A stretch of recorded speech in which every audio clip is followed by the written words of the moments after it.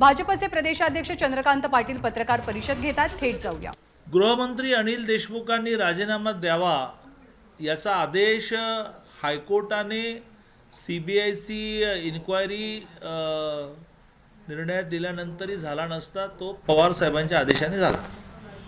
आणि त्यामुळे मी समाधान व्यक्त करतो, कारण शेवटी राजकारणात आणि समाजकारणामध्ये जोपर्यंत अशी परंपरा निर्माण होत नाही की जे जे चुकेल त्याला शासन आहे, तोपर्यंत लोकशाही सुदृढ होणार नाही. आणि त्यामुळे हायकोर्टाच्या डिसिजननंतरसुद्धा एक मनामध्ये शंका होती की पवारसाहेबांच्या घरी मिटिंग सुरू आहे, पवारसाहेब काय निर्णय देत आहेत. कारण पवारसाहेबांच्या घरी मिटिंग तर धनंजय मुंडेंच्या वेळेलासुद्धा 6 तास चालली, पण फायनली निर्णय असा झाला की नाही, धनंजय मुंडे राजीनामा देणार नाहीत. अनिल देशमुखांवर ज्या वेळेला परमवीर सिंगांनी आरोप केला, त्या आरोपानंतरसुद्धा पवारसाहेबांकडे मिटिंग झाली, पण फायनली निर्णय झाला की राजीनामा नाही द्यायचा. आणि मग पवारसाहेबांनी बऱ्याच गोष्टी ह्या त्यांना पुरेसं ब्रिफिंग न झाल्यामुळे सांगण्याचा प्रयत्न केला. अनिल देशमुख त्यावेळेला कोरोनाने आजारी होते, मग ते क्वारंटाईन होते, आणि मग सगळ्याच विषयात ज्यावेळेला खोटे पडले त्यावेळेला मात्र त्यांनी बोलणंच बंद केलं. आणि त्यामुळे आज जोपर्यंत पवारसाहेब निर्णय करत नाहीत तोपर्यंत राजीनामा झाला नसता. मग मी खूप समाधान व्यक्त करतो की पवारसाहेबांनी संवेदनशीलतेने CBIची इन्क्वायरी लागल्यानंतर मंत्रिपदावर राहता येत नाही ह्याची जाणीव ठेवून हा निर्णय घेतला आहे. मी त्याचं समाधान व्यक्त करतो. याचा काय परिणाम होईल असं तुम्हाला दिसते? कारण मोठं पद आहे, गृहमंत्री पद. 15 दिवसाच्या CBIच्या इन्क्वायरीमधून इतके विषय बाहेर येतील. वाझे तर NIA जवळ जे बोलले आहेत ते अजून बाहेर यायचंच आहे. आणि त्यामुळे महाराष्ट्रातल्या सर्वसामान्य माणसाचा राजकारण्यांवरचा विश्वासच उडेल अशा घटना ऑलरेडी घडल्याच आहेत की एक मंत्री 22 वर्षाच्या मुलीबरोबर संबंध काय ठेवतो, मग ती आत्महत्या काय करते, मग त्यांचा टॉक काय बाहेर पडतो, राजीनामा कसा देत नाहीत, मग फोटो कसे बाहेर पडतात. एक मंत्री 15 वर्ष एका महिलेवर संबंध आहे असं कसं म्हणतो तरी तो मंत्रिपदावर राहतो. भ्रष्टाचाराचा तर कळस झालेला आहे.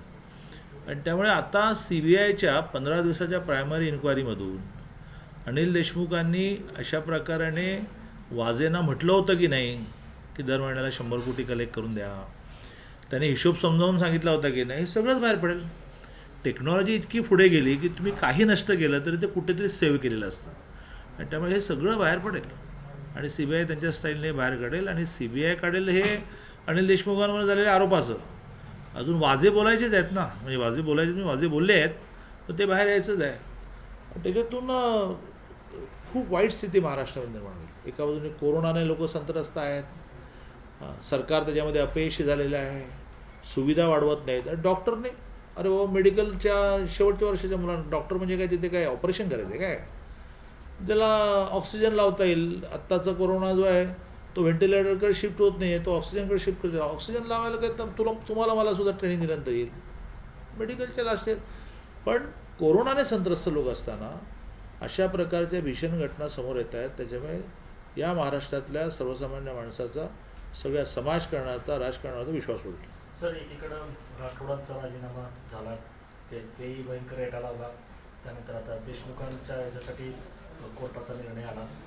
हे 3 पक्षांचं सरकार आहे, शिवसेना आणि NCP यांच्या मताने राजीनामा द्यावा लागला. काँग्रेसची तशी कुचंबणा झालेली आहे. राजकीय काही परिणाम होईल का या सरकारवरती, या मंत्र्यांचा राजीनामा झालेल्या 2 मंत्र्यांचा? नाही, कसं आहे की जी घटना आपण स्वीकारली त्या घटनेमध्ये जोपर्यंत महावसुली आघाडी सरकारचं जे बहुमत आहे ते कमी होत नाही तोपर्यंत ते पडण्याचं काही कारण नाही. 2 राजीनामे झाले. मी तर 15 दिवसापूर्वी मेहताजी म्हटलंच होतं की 2 होणार आहेत, त्यातलं 1 झाला, अजून 1 होईल. आणि ज्यावेळेला 2 म्हटले होते त्यावेळेला 2 होते, आता मी म्हणतो त्यावेळेला आणखीन काही आहे. पण त्यानंतरसुद्धा महावसुली आघाडीचं जे बहुमत आहे ते कमी होत नाही. आणि किती आरोप झाले तर ते कुठे हरिश्चंद्राचे अवतार आहेत की अशा प्रकारचे आरोप झाल्यामुळे आता आम्ही सत्ता सोडतो, असा विषय नाही.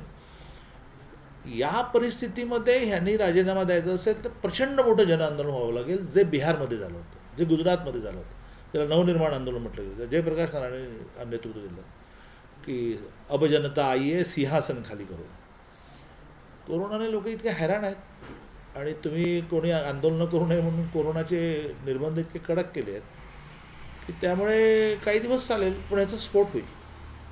दुसरीकडे तुम्ही ज्या कोरोनाचा उल्लेख केला आणि डॉक्टर्सना येत वगैरे कबुली द्यावी लागली, जे निर्बंध आहे त्याच्यामध्ये पण प्रचंड कन्फ्युजन आहे. एकीकडे प्रायव्हेट ऑफिसेस, खाजगी ऑफिसेस बंद असं म्हटलेलं आहे. त्यामुळं कळत नाही अनेक लोकांना की आपण जायचं किंवा काय, किंवा रात्री 8 ते सकाळी 7 असे राज्यामध्ये निर्बंध आहेत. पुण्यामध्ये मात्र सकाळी 6 ते संध्याकाळी 6 आहे.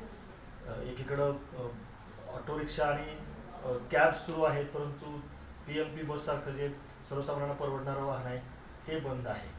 तर ह्याच्यामुळं काय वाटते का, ह्याच्यामुळे प्रचंड गोंधळ किंवा संभ्रम जो आहे तो निर्माण झालेला आहे? असं आहे की ज्या ज्या वेळेला मी उद्धवजींवर बोलतो त्यावेळेला काही उद्धवजींची माझी दुश्मनी नाही, आमचं काही शेताला शेत लागून नाही आहे. ज्या ज्या वेळेला मी बोलतो त्या वेळेला उद्धवजींवर राज्याच्या हितासाठीच बोलतो आणि हेच बोलतो की उद्धवजी, समजा प्रशासनातला अनुभव तुमचा कमी आहे, माझाही कमी होता, तर काही चांगले सल्लागार घ्यायचे असतात की जे योग्य मार्गदर्शन करतील. तुमचे सगळे सल्लागार तुम्हाला चुकीचा सल्ला देत आहेत आणि त्याच्यातून तुमची प्रतिमा एक गोंधळलेला नेता अशी समोर येते आहे.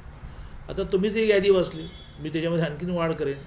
किंवा तुम्ही एका बाजूने सर्वसामान्य माणसाला पॅकेज द्यायला पैसे नाही म्हणता आणि आमदाराचे 2 कोटीचे 4 कोटी करता. 350 आमदारांचे 2 कोटी वाढवलं की डायरेक्ट 700 कोटी होतात.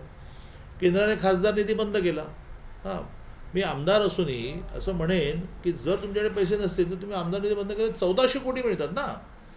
1400 कोटी रुपयामध्ये मी गणित केलं आहे त्याप्रमाणे 6 वेगवेगळ्या प्रकारच्या हातावर पोट असणाऱ्या घटकांना पॅकेज देतात. रिक्षावाल्याला देता येतं, घरी काम करणाऱ्या ताईला देता येतं, फेरीवाल्याला देतात.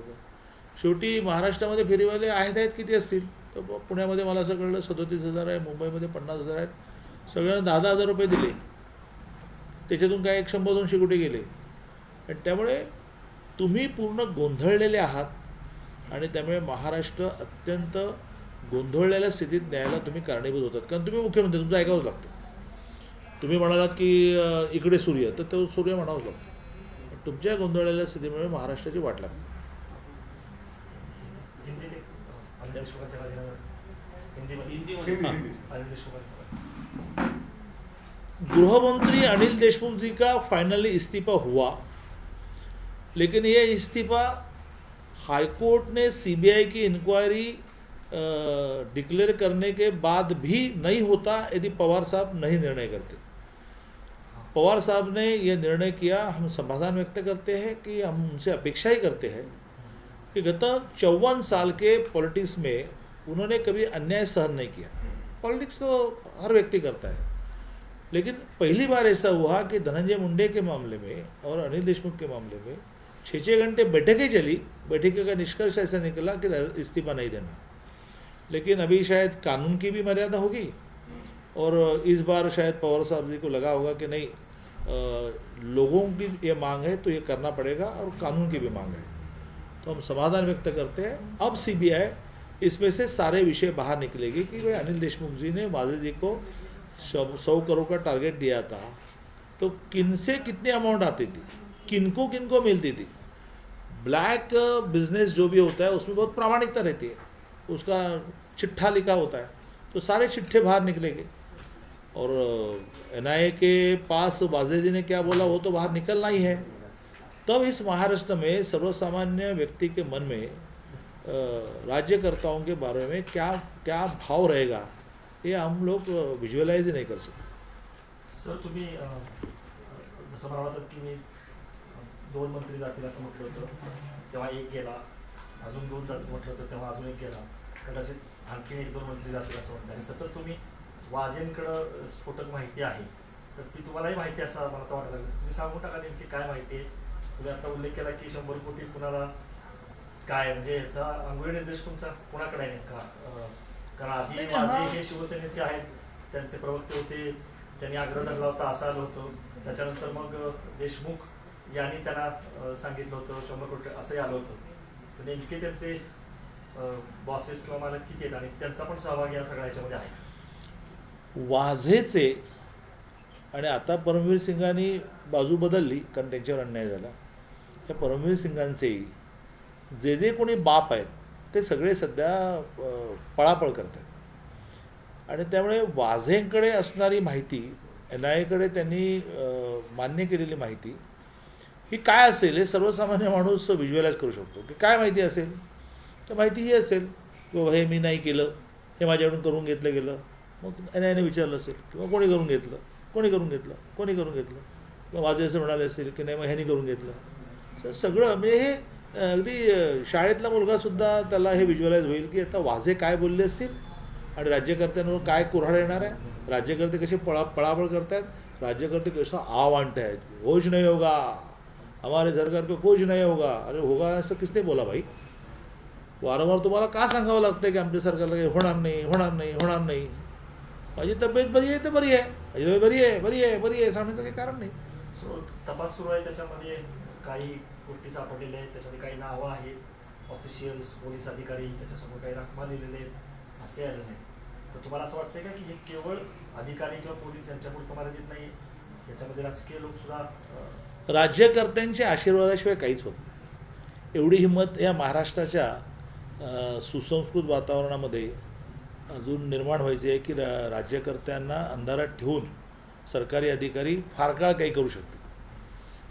18 महिने हे सगळं चाललं आहे तर ते कोणाच्या तरी आशीर्वादाने चाललं आहे. कोणीतरी कानाडोळा केल्यामुळे करो करो आम्हाला हिस्सा लाव असं करण्यामुळे झालं आहे. त्याच्यानंतर उद्धव ठाकरे स्वतःकडे गृहमंत्री पण ठेवतील फडणवीस यांच्याप्रमाणे, का तुमचे मित्र जयंत पाटील यांच्यासोबत? हां उद्धवजीला कुठलीही जबाबदारी घ्यायची नाही आणि त्यामुळे कुठलंच खातं त्यांनी घेतलं नाही. आणि गृह खातं इम्पॉसिबल.